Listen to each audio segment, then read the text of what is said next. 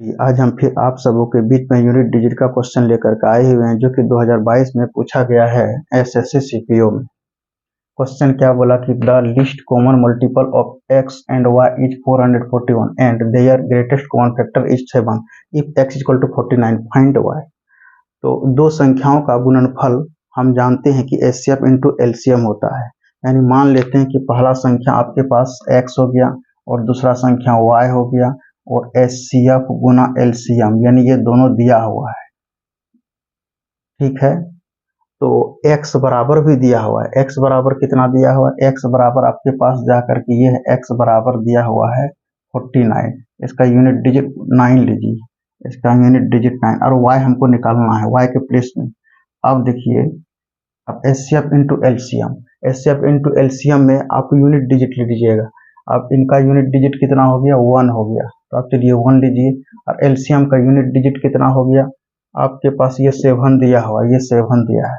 अब जो है कि ये जो है इसमें कौन सा संख्या से गुना करेंगे कि 7 आ जाए, क्योंकि हम जानते हैं कि दो संख्याओं का गुणनफल बराबर एचसीएफ गुना एलसीएम होता है। यानी दोनों संख्या को गुना करेंगे और एचसीएफ एलसीएम को गुना करेंगे तो बराबर हो जाएगा।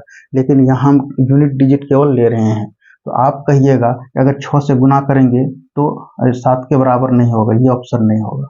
अब फिर 5 से गुना करेंगे तो 45 यानी 5 ये भी नहीं होगा। यानी 3 से अगर जो गुना करेंगे तो आपका 7 आ जाएगा। यानी 9 3 जा 27, ये यूनिट डिजिट 7 हो गया और उधर भी आपके पास 7 हो गया। इसके correct answer will be option क्या हो जाएगा? डी हो जाएगा। अब दूसरा क्वेश्चन क्या कर रहा है? दूसरा क्वेश्चन कर रहा है एक शहर की वर्तमान जनसंख्या कितना है? 1,25,000 है। यदि जनसंख्या प्रतिवर्ष 2% की दर से बढ़ती है तो 3 वर्ष के बाद शहर की जनसंख्या कितनी होगी? ये क्वेश्चन तो आप लोग 8 में पढ़े होंगे।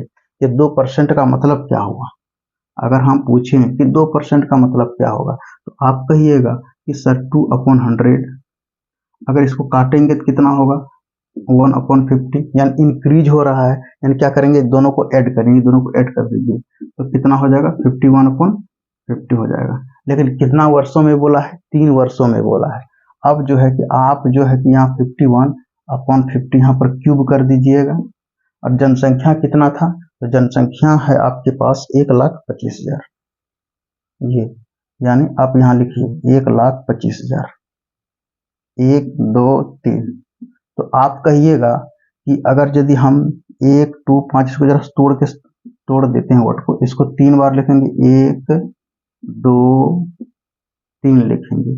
उसके बाद फिर इसको लिखेंगे 50 × 50 तो आप देखिए 3 0 तो कैंसिल हो जा रहा है और ये कितना हो जाएगा? 125 हो जाएगा।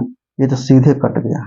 अब आपके पास कितना हो गया? 51 का क्यूब करना पड़ेगा, लेकिन 51 का क्यूब नहीं कीजिएगा क्योंकि हम 1 को 1 से गुना करेंगे 1 होगा, फिर 1 को 1 से गुना करेंगे 1 होगा। यानी यूनिट डिजिट कितना है? 1 है।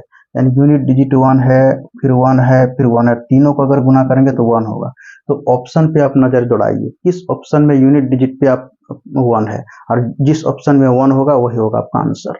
तो आप यूनिट डिजिट पर ऑप्शन दौड़ाइए। ये यूनिट डिजिट कितना है? 5, ये नहीं होगा। फिर यूनिट डिजिट 2 है, ये नहीं होगा। फिर यूनिट डिजिट ये कितना है? 1 है, यही होगा आंसर।